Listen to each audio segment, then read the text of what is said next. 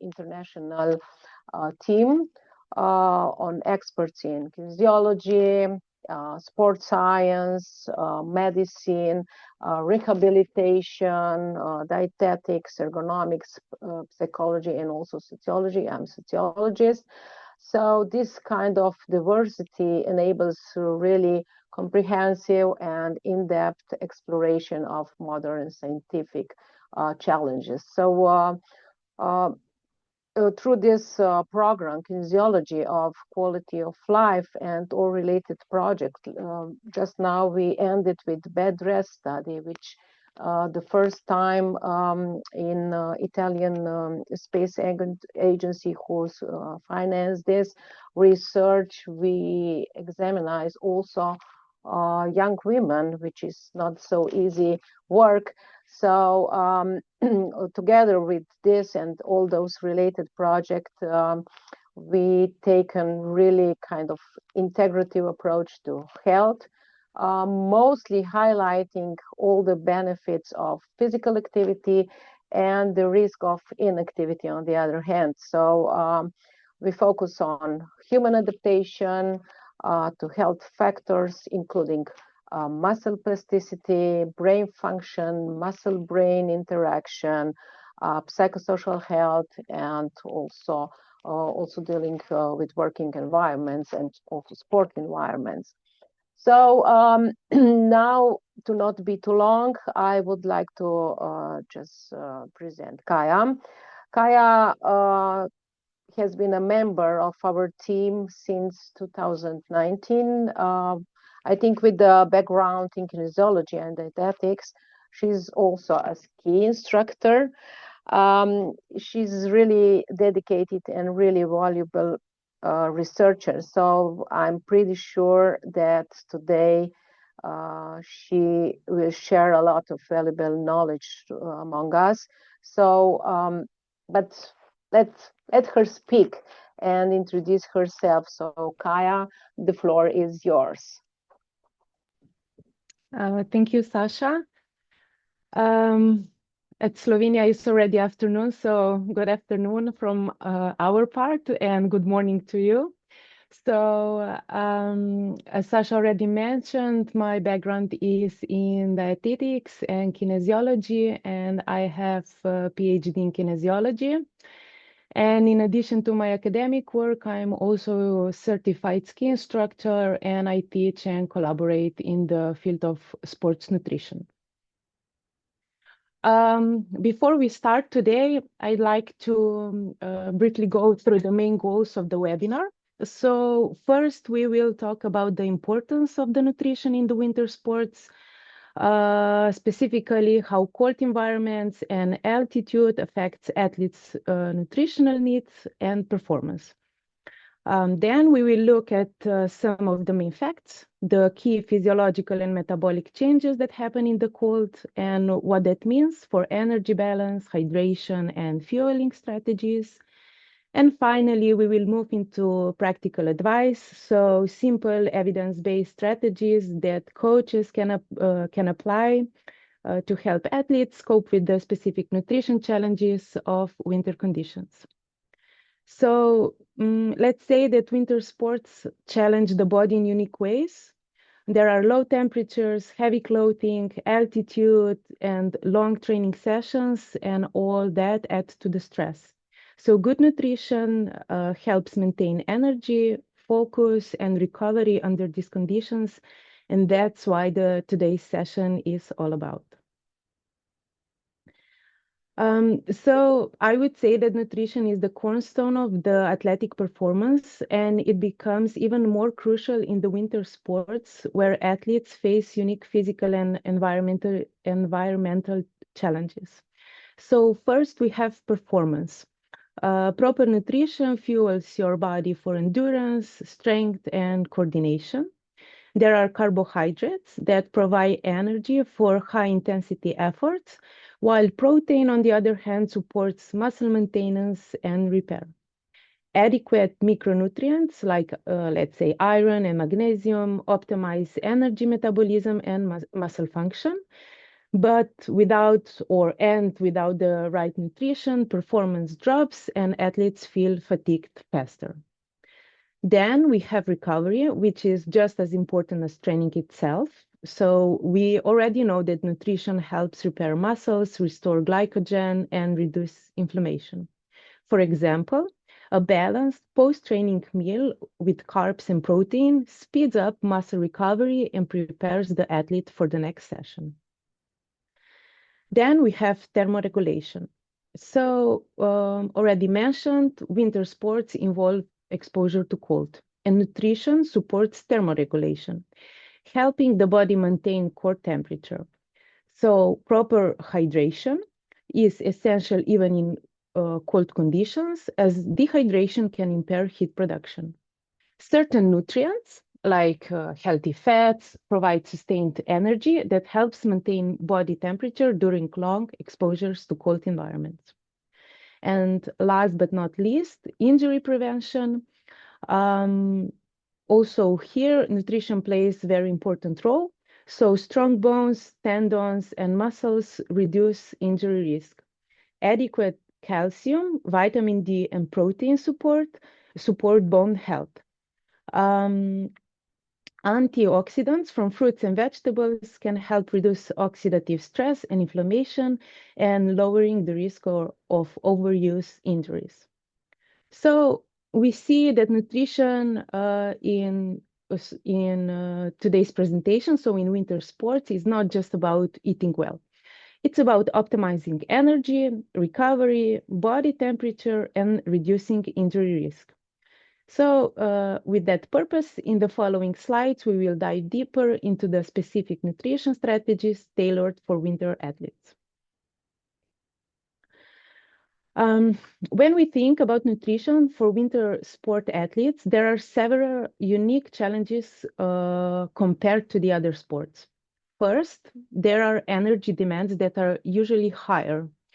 Cold environments increase energy expenditure. That means that athletes need more calories, not only to perform, but also to stay warm and healthy.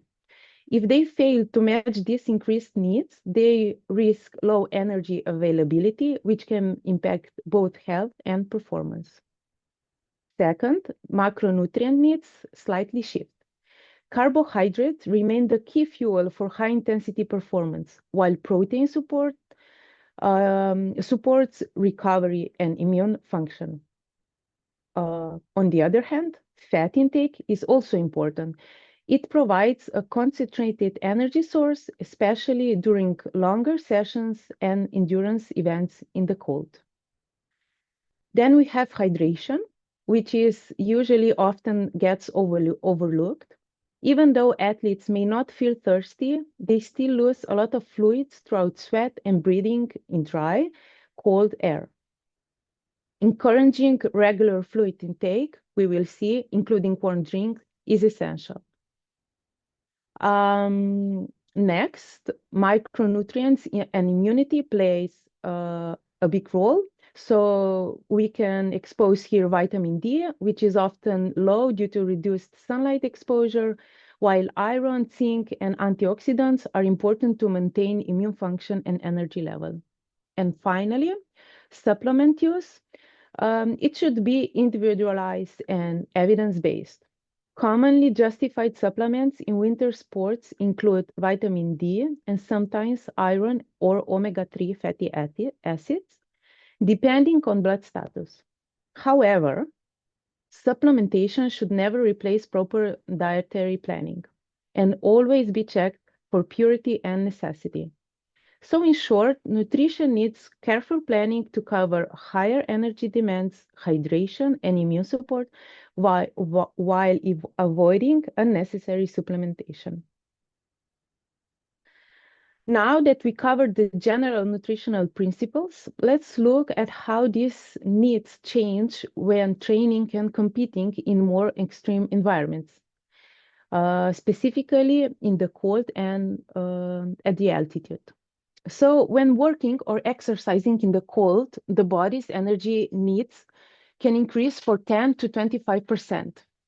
This depends on how well we can keep our body temperature stable through warm clothing, reduce blood flow to the skin, or by producing heat during movement. Factors like wind, humidity, and sun exposure also affect how hard the body has to work to stay warm. If the cold is extreme and causes shivering, energy use can be doubled because shivering helps generate heat.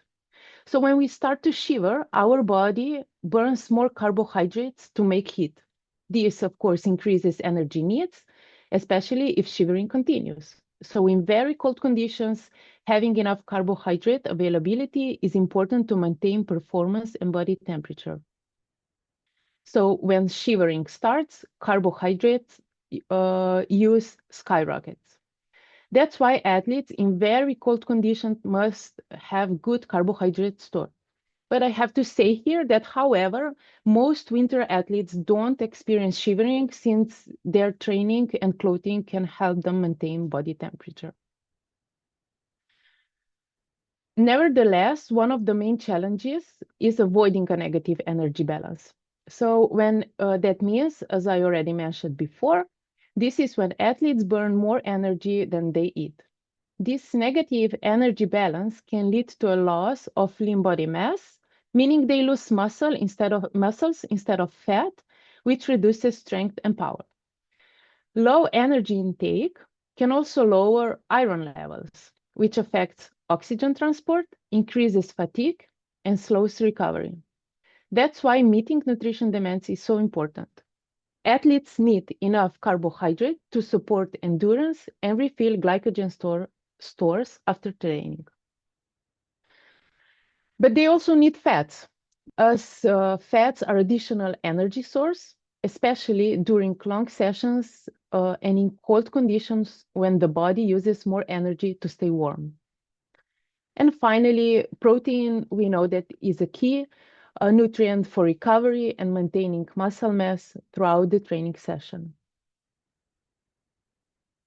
So the main goal for performing exercise in cold is simple: avoid negative energy balance and dehydration. To do that, athletes need to focus on getting enough fuel every day. The main source of energy should be from carbohydrates, which is around 6 to 10 grams per kilogram of body mass per day. This supports high training loads and helps refill glycogen stores between sessions and avoid hypoglycemia. To maintain lean body mass, athletes, I think you know that, athletes need protein. Recommendations for protein is about 1.6 to 2 grams per kilogram of body mass per day. This supports muscle repair and recovery, especially during heavy training or when energy intake is lower. Also, proteins play an important role in maintaining immune resistance. Moreover, fats should make up around 30 to 35% of daily energy intake because they provide essential fatty acids and energy for long sessions or cold conditions. And finally, practical advice: instead of just a few large meals, encourage smaller, more frequent, energy-rich meals throughout the day. This helps athletes meet their energy needs more easily and maintain stable energy levels. Now, something about the hydration in the cold. So in the cold environments, athletes can lose between 3 to 8% of their body mass during exercise. This is mostly through fluid loss. Even though they may not feel sweaty, they lose water in several ways. Throughout sweating, either way, then throughout breathing in dry, cold air, and through increased urination caused by the cold. On top of that, on one hand, thirst is reduced in cold environment, and on the other hand, athletes often drink less because we know when we are on snow, restrooms are far away or fluid access is limited. So that is why recommended a daily intake of around 3 to 4 liters of fluid, including warm drinks, tea, or soup to make hydration easier and more appealing. During longer training sessions or competition, athletes should also replace, of course, electrolytes, mainly sodium, potassium, and magnesium.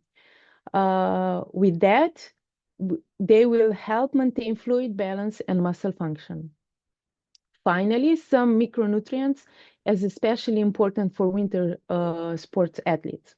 There is iron, which supports oxygen transport, zinc, which helps immunity and recovery, and vitamin D, which was already mentioned a few times, which can be low during winter months. Let's look now at the adaptation to the altitude. So it's quite similar, but we can make a quick dive into the altitude adaptations. So when we are at altitude, the body has to work harder, both to move and to breathe. Because of this, energy requirements increase by about 10 to 25%, mostly due to the higher basal metabolic rate and greater respiratory effort. In the first days and weeks, the body shifts its fuel use.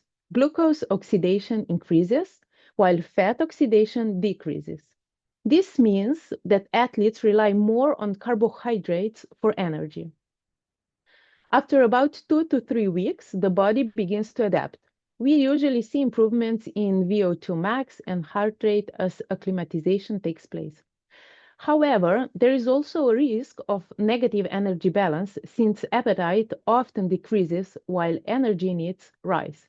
This can lead to loss of lean body mass if not carefully managed. Another key issue is iron status. Iron levels often drops at altitude, which limit red blood cell production and slows adaptation. So athletes must begin altitude training with good iron stores and maintain proper energy intake. So at altitude, the body relies more on glucose because fat oxidation becomes less efficient in low glycogen or oxygen conditions.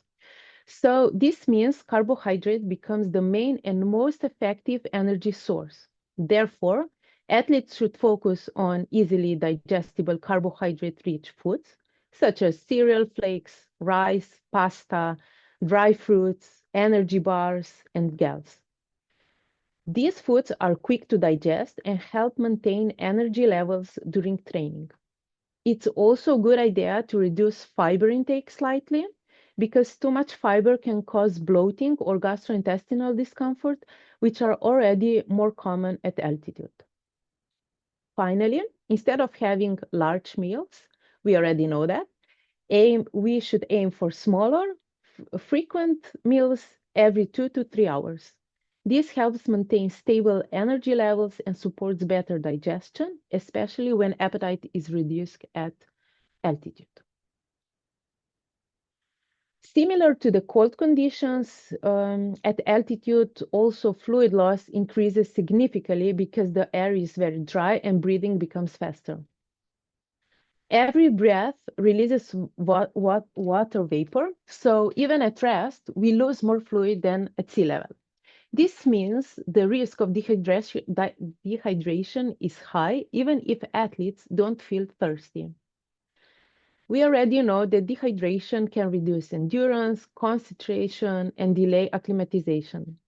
So the general recommendation would be to drink about 3 to 4 liters of fluid per day, and even more during intense training or competition. It's best to use isotonic drinks as they replace both fluids and electrolytes like sodium and potassium, which are both essential for hydration and muscle function. Athletes should also limit caffeine and avoid alcohol, as both increase urine output and can worsen dehydration at altitude. So the main goal, again, is very simple. Avoid negative energy balance and avoid dehydration.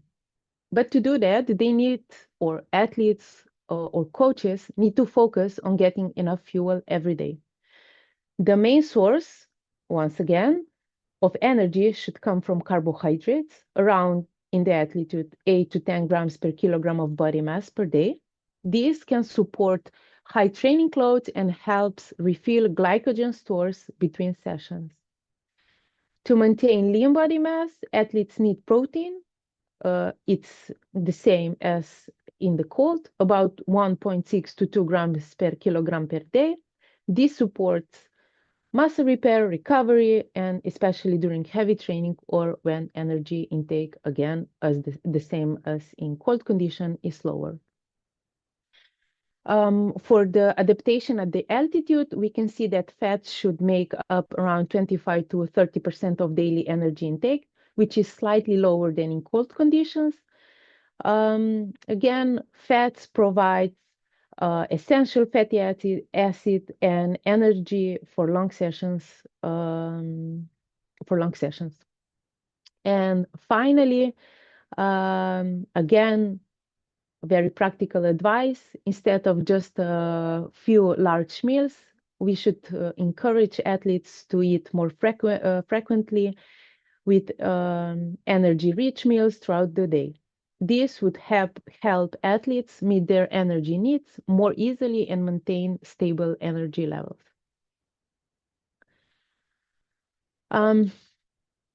So we presented now conditions in the cold and adaptations in the altitude.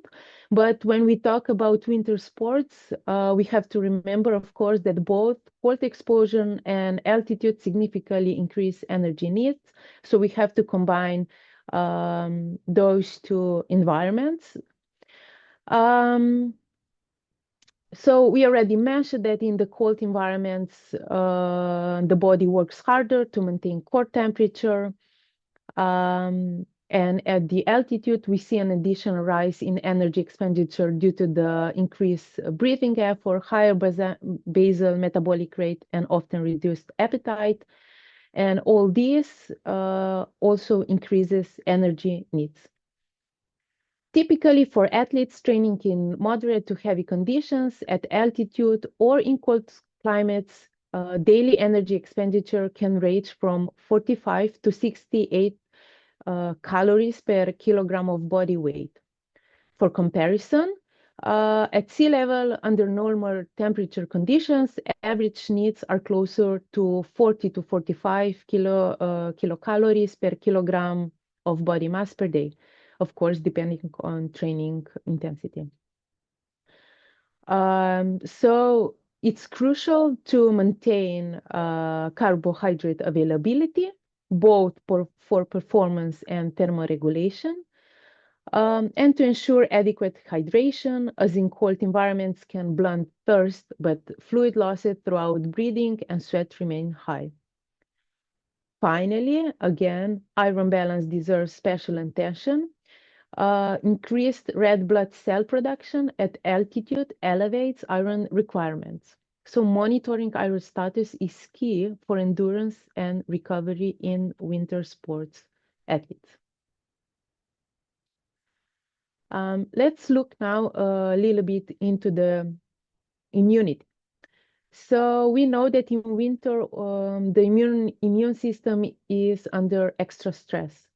Training in cold environment, frequent travel, indoor crowding, and reduced sunlight all play a role.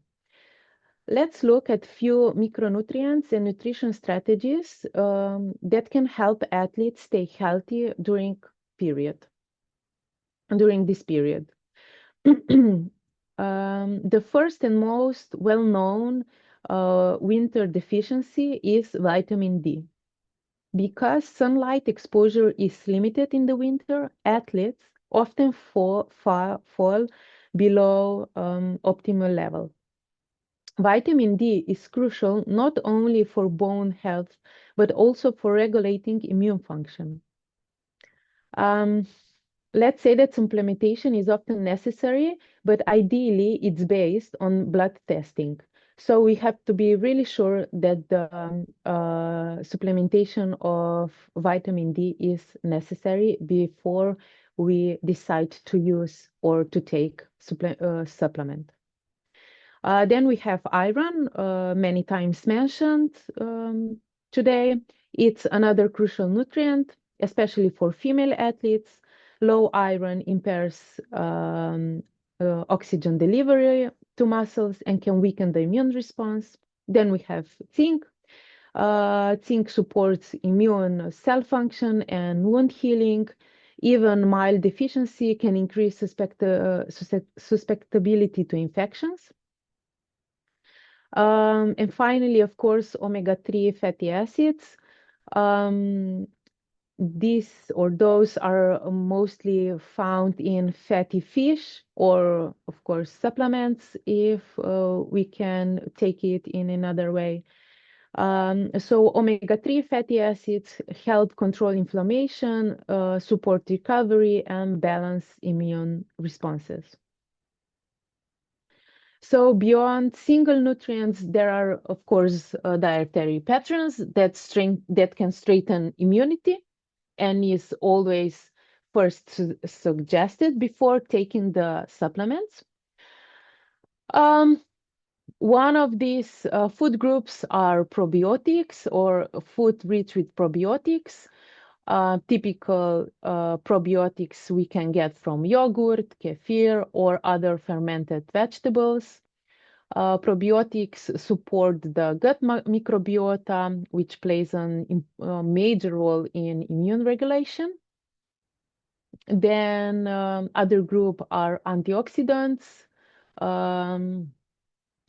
Of course, types of oxidants are well known, such as vitamin C, vitamin E, and polyphenols. Those reduce oxidative stress caused by intense training, helping to protect immune cells. And finally, never underestimate the importance of sufficient energy and protein intake. Again, already mentioned today many times, but nevertheless, underfueled athletes are far more likely to experience immune suppression. So in practice, it's about choosing foods that naturally deliver these nutrients. We have here different types of food. Fatty fish, eggs are rich with omega-3, vitamin D. Then we have citrus fruits, berries, foods that are rich with vitamin C and polyphenols.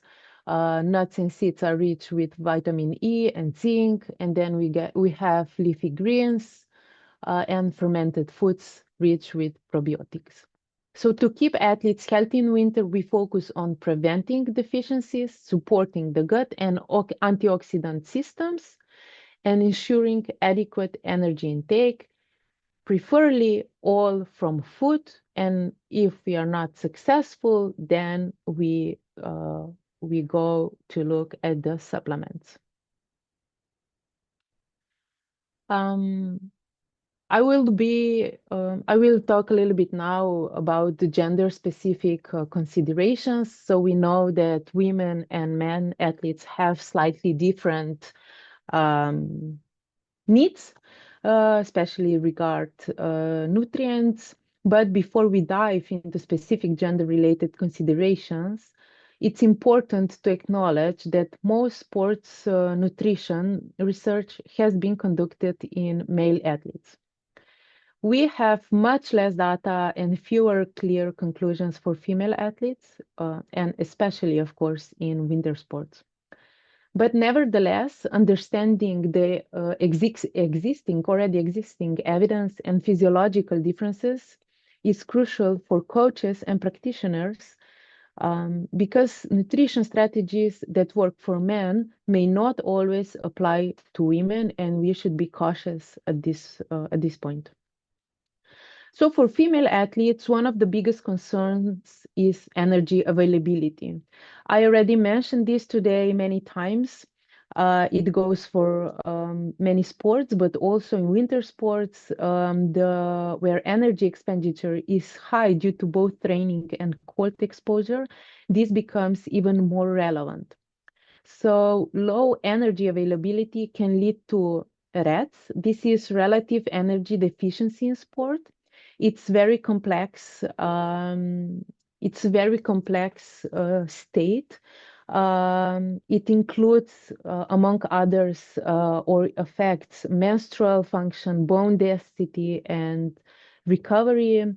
There are also different hormonal fluctuations across the menstrual cycle that can also influence metabolism, temperature regulation, and even perceived fatigue. And so it's very, very important to avoid energy availability, and coaches should be aware that some phases may require slightly higher energy or carbohydrate intake. Then we have micronutrients for female athletes, like iron, calcium, and vitamin D are essential. Iron supports oxygen transport, so it's crucial for endurance in cold environments. We know that it can be more risky at female athletes, while calcium and vitamin D protect bone health and reducing stress fracture risk. Last but not least, for the female athletes, body image pressures are another challenge, especially in sports emphasizing leanness, such as, let's say, figure skating or ski jumping. These pressures can lead to restrictive eating patterns, so creating a supportive environment around nutrition here is vital, and it should be made from you, so from coaches. Then if we look into the men athletes, while REDS it's often associated with women, it's important to know that male athletes are not immune to this state. Men in sports where body weight or body mass or aerodynamics advantage matters, sorry, like ski jumping, biathlon, or cross-country skiing can also experience low energy availability. The consequences can include reduced testosterone levels, fatigue, impaired recovery, and decreased muscle mass. Maintaining lean muscle mass requires adequate protein intake throughout the day, ideally spaced across meals. Carbohydrate timing is also essential. The fuel training sessions and aid recovery, especially in long duration or high intensity winter events. And in weight sensitive sports, safe and gradual body composition management should always take priority over aggressive dieting. Those goes for, of course, both sexes. I would also expose working with mixed teams. So when coaches are working with women and men athletes at the same time. So here is open communication about nutrition and energy needs essential. Coaches at this point can set the tone by normalizing conversations about, of course, menstrual cycle, recovery, fueling strategies for both genders. This can help prevent stigma and ensures every athlete feels supported and discussing challenges related to energy balance or body composition. With these gender-specific considerations in mind, let's move on to the practical aspects of performance, how we can optimize meal timing around training sessions, especially in cold conditions and at altitude. So nutrition around training session is one of the key factors for, of course, performance and recovery, especially in winter sports where cold and long durations increase energy use. So before training, the goal is to top up glycogen stores and maintain blood sugar without causing stomach issues. Athletes should choose quick digesting carbohydrates, such as, let's say, white rice, oatmeal, bananas, toast with honey, or sports drinks. I would suggest avoid high fiber or high fat foods as they slow digestion and can cause discomfort during training. Then during training, athletes may need additional fuel, especially during sessions longer than 60 to 90 minutes. They should aim for 30 to 60 grams of carbohydrates per hour, or up to 90 grams for elite endurance athletes. Good options include energy gels, sport drinks, or choose ideally combined with fluids and electrolytes to replace sweat losses and prevent dehydration. After the training, we apply the 3R strategy. Refuel with carbohydrates. It's about 1 to 1.2 grams per kilogram of body mass within 30 minutes. Then repair with 15 to 25 grams of protein for muscle recovery. And rehydrate with fluids and electrolytes to replace what was lost. For example, a cross-country skier might start the day with a light carb-based breakfast, take a gel or drink mid-session, and then have a full recovery meal within 30 minutes post-training. Let's say, such as rice, chicken, and vegetables. Then we have another example, an alpine skier. On the other hand, often has shorter but more intense session. So the focus is on small, easy pre-training meal and solid protein-rich and of course carbohydrate-rich recovery meal after training. In winter conditions, athletes often eat less because of the cold, fatigue, or changes in appetite, already mentioned today. And that's why food should be light, practical, and energy dense. That means things like nuts, dried fruit, energy bars, or dehydrated meals are ideal. Warm drinks are very important, not just for comfort, but because they help maintain hydration status, which athletes often forget about in cold weather. When appetite drops, especially at altitude or in the early phase of training camps, protein shakes or meal replacement can be a practical way to maintain energy and nutrient intake. It's essential to eat regularly, even if there is no feeling of hunger. A prolonged energy deficit slows recovery and makes acclimatization more difficult. Once the body adapts to the environment, appetite usually comes back. So that's the time to increase food intake and support full performance recovery. We have here few practical winter snacks for carbohydrates. Dried fruit and nut mixes are great choice. They don't freeze easily and often offer quick carbohydrates. Then we have, I could suggest mixing things like dates, dried bananas, figs, cranberries, or even chocolate-covered raisins for extra flour. Energy bars made with oats, nuts, and dried fruit are compact, easy to eat with gloves on, and give both carbs and protein. And then we have granola bars, and protein bars are portable. We can put it in a pocket, resist freezing. They resist freezing if they are kept inside your pocket and can supply energy along some protein, can supply energy along with some protein for muscle support. For the hydration, as already mentioned, hot drinks. There can be also drink, of course, water if the athletes prefers it, and different sport drinks. Now let's take a look at some of the most common pitfalls we see in nutrition for winter sport athletes. These are patterns that can appear across all levels, so from youth athletes to professionals, and they often have a bigger impact on performance than we might think. The first and most common issue is underfueling. In winter sports, energy expenditure is particularly high. We already mentioned the body needs a lot of energy for thermoregulation because there are higher needs, and so on.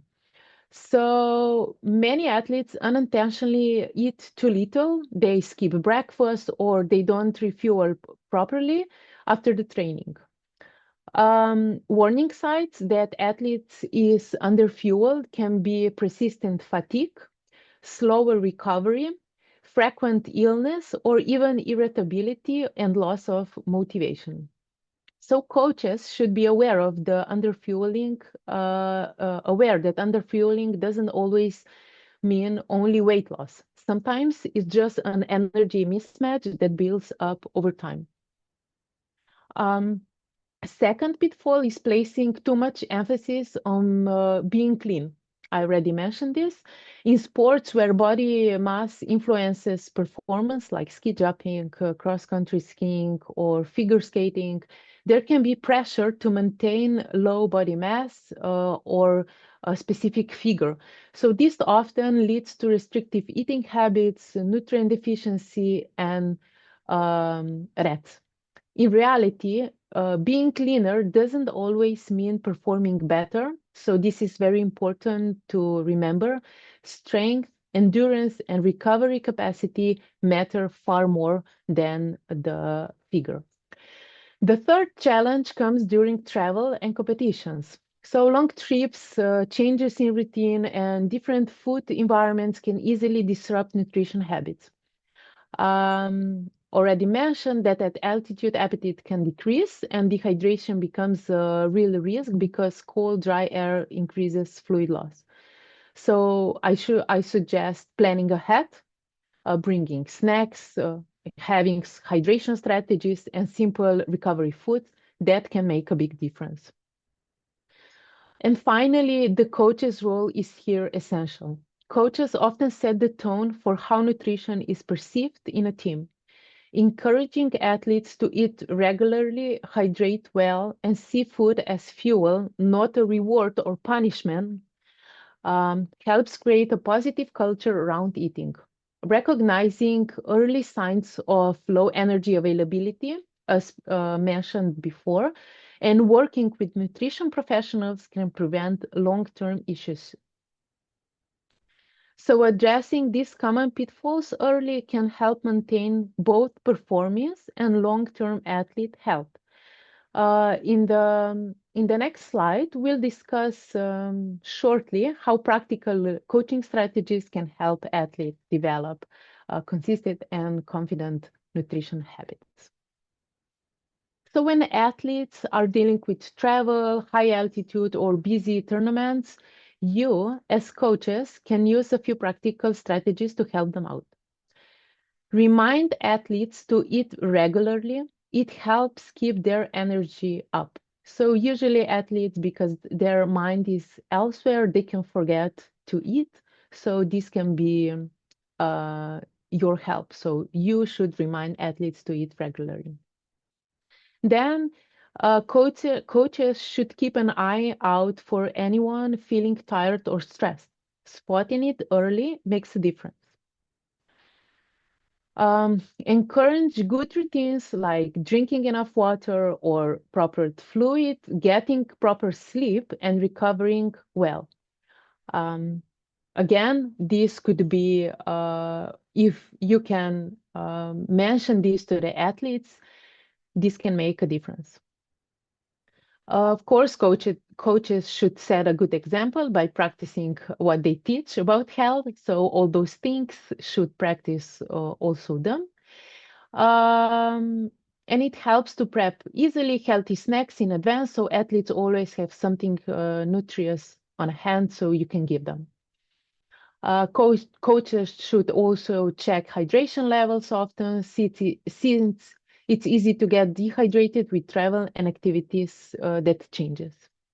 And at the end, don't be afraid to change up meals or recovery plans if schedule shifts. Being flexible keeps athletes well supported. And yes, of course, it takes a lot of organization, but have much better results planning all this.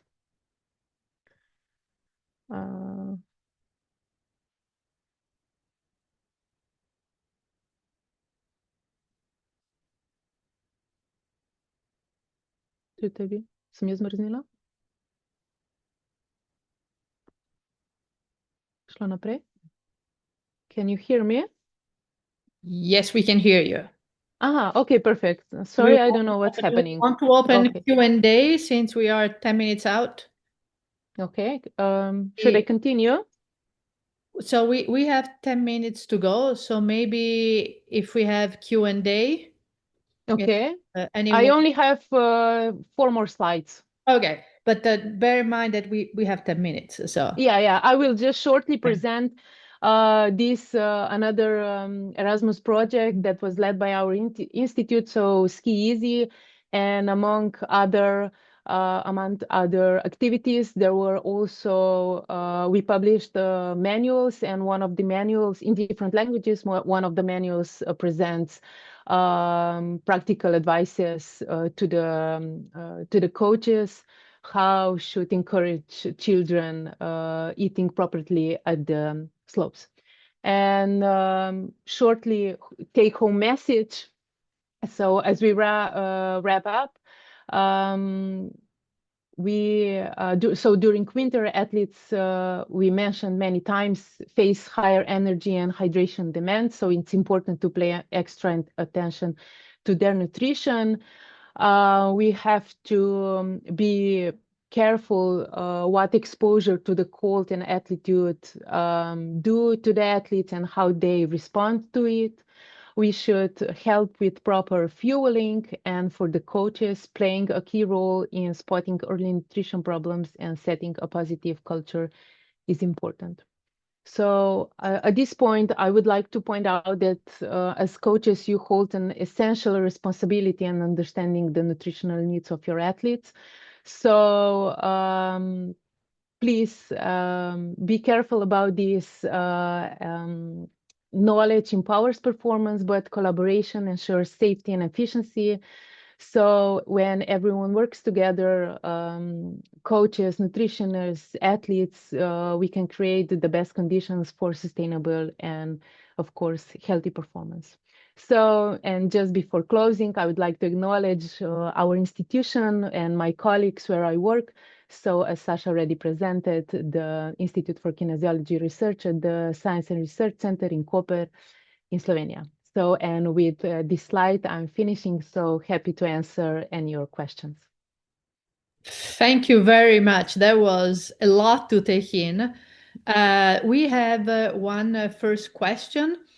One question, will the slides presentation will also be available? Yes, we will send the slides and the video to everyone who has registered. But actually, I do have a question from you, from Cesar Garcia Hernandez. This is wonderful information. Thank you. Do you have suggestion for how to teach children to use these methods rather than resist them?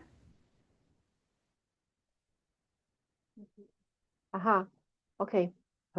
There is miscommunication. Kaja could not for the question, but I will make, come on. We have to get, I'm sorry. So now we hear each other. Can you see, can you hear us? Here, and we see you well. Okay. So how do you teach children? The question is, how do you teach children, not just imposing on them? So how do you teach children about nutrition? Yes, about these good habits and nutrition. Yeah. So with the children, it's extra important to be a good role model. And here play a very important role, of course, parents. So the best part is, not part, the suggestion is to maybe organize some presentation. What would be useful? I invite you to look at those skis manuals, but of course with the children, parents and coaches, they should be role models, and if they like you and adore you, they will usually do as you do. So I would start from there.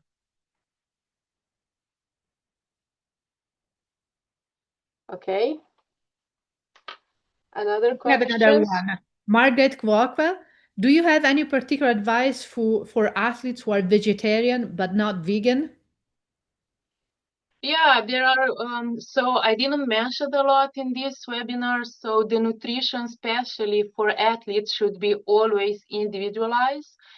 So I think that the advices should come from the nutritionists, not from you. If you don't have enough knowledge, you should be aware of, but with a specific nutrition plan, it can be possible to collect all the nutrients. There are no such as problems, but if you can do that, there are always supplements, so you can use supplements, but as I already mentioned, that could be second choice. First, yeah, with the foods that are rich, of course, with proteins, very good preparation, extra organization, and yeah. Okay. Don't be shy, please. Please write your questions in the, oh, here we have another one. This is Rod and Rachel. 5 milligrams per kilo of caffeine has been shown to boost endurance. Do you think the trade-off between caffeine consumption and diuresis is worth it? Yeah, again, I think it's very individualized. I would suggest try it at the trainings, but then maybe because trainings are longer period, then use it when you establish the routine, use it on the competition.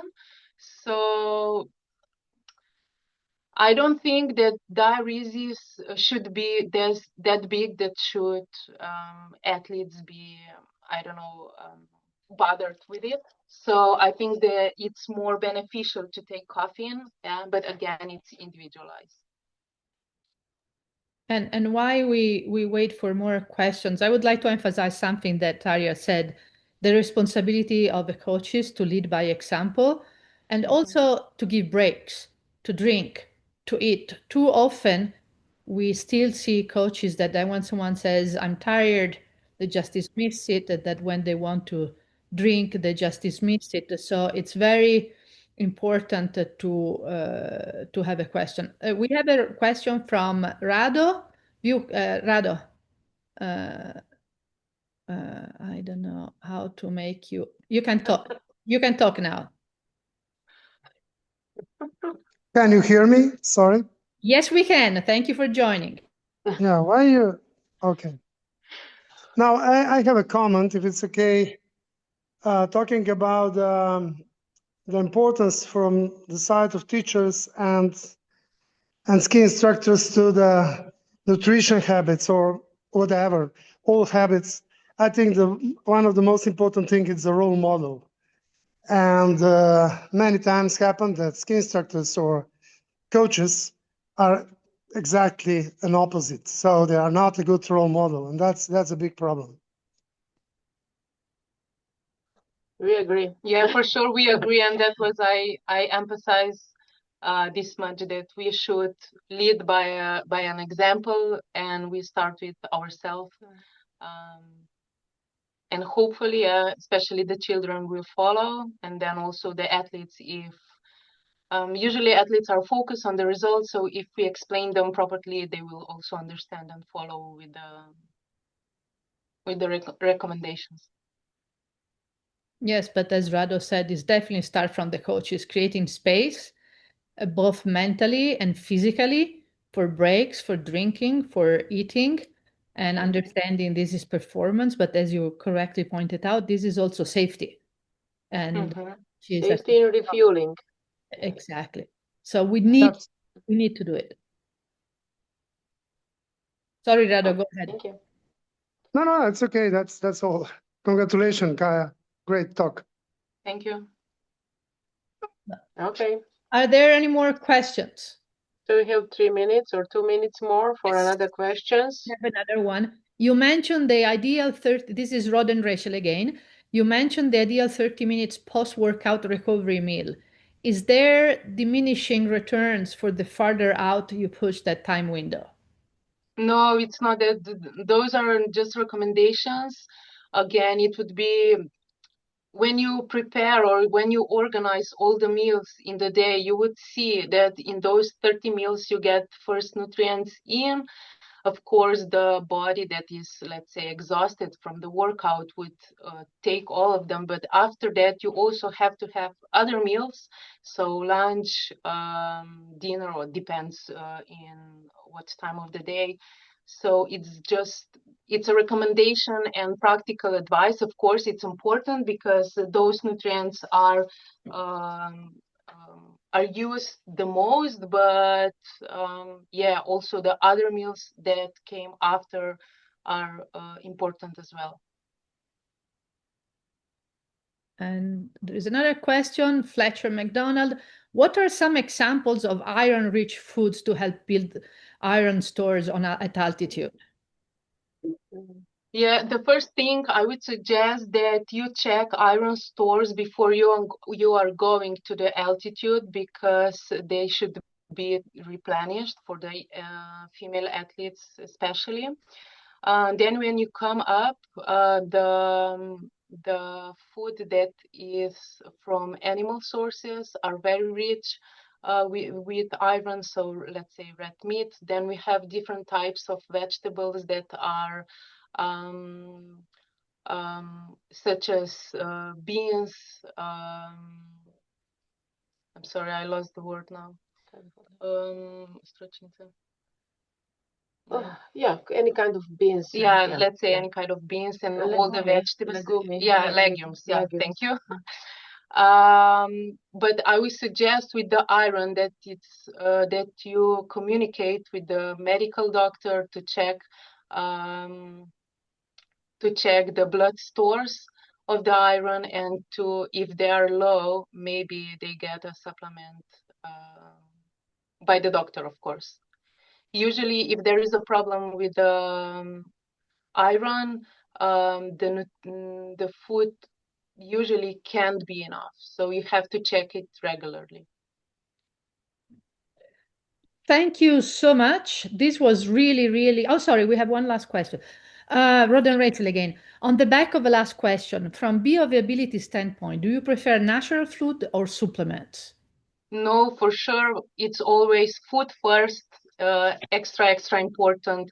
And if you see on the blood or with the organization of the food that you can do it, then you choose supplements. And again, I have to be very clear that you have to take supplements that are pure, that are checked, and yeah, be very aware when you're using supplements. So food first.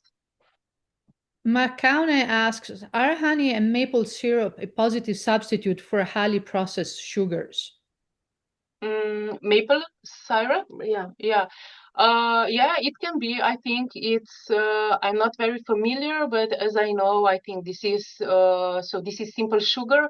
So yes, it can be used instead of, let's say, glucose or other processed food. Yeah, processed sugar. And I have a question, if I may. The night before the races, pizza or proteins? Sorry, what was that? The night before the race, pizza or protein? So this is very mixed question. So the pizza, I would say with those words, it's fast food. It's rich with fats and salt. So I wouldn't suggest it. I would say better some pasta with sauce or something like this. And of course, with the combination of the protein, for sure. So no pizzas, people, before before the night before the race. It's after competition when we win. Okay, after competition, then we win. Yeah. Thank you so much again. This was super interesting, and we will send the link to this presentation like tomorrow, the day after. I guess many of us will have to watch it and rewatch it. Please share with your athletes, other coaches, because this was super interesting and very useful. And please follow us with more events with the EWAS and the Institute. Sasha, thank you so much again. Kaja, thank you so much again. Thank you. You're welcome. See you soon. Okay. Thank you all. Goodbye. Bye-bye. We have one last question. Okay. Let me see how I do this. Panelists, no, attendees. Where is the hand? Oh, I think it was. Where is it? I see one hand, but I don't see. Oh no, it was Razo who. Rado, yeah, probably. Yeah. Okay, thank you so much again. Okay. Welcome. Bye bye. Bye.